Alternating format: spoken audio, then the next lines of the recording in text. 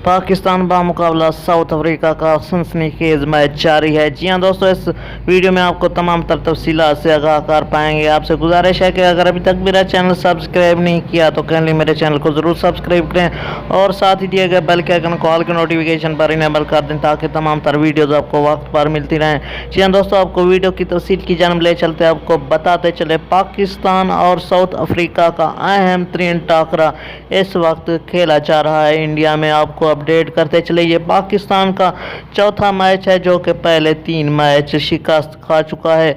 आपको अहम खबर से आगाह करते चले, अगर ये पाकिस्तान मैच जीत जाता है तो वर्ल्ड कप का सफ़र आगे शुरू कर पाएगा। अगर ये मैच हार जाता है तो वर्ल्ड कप से पाकिस्तान टीम की छुट्टी हो जाएगी। जी हाँ दोस्तों, आपको अहम और ताज़ा तरीन अपडेट से आगाह किया जा रहा है। ये लाइव मैच अपने ही मोबाइल पर देखना चाहते हैं तो आपसे गुजारिश है कि प्ले स्टोर में जाकर तमाशा ऐप इंस्टॉल कर लें, वहाँ से आप फ्री फुल HD लाइव मुकाबला देख सकते हैं।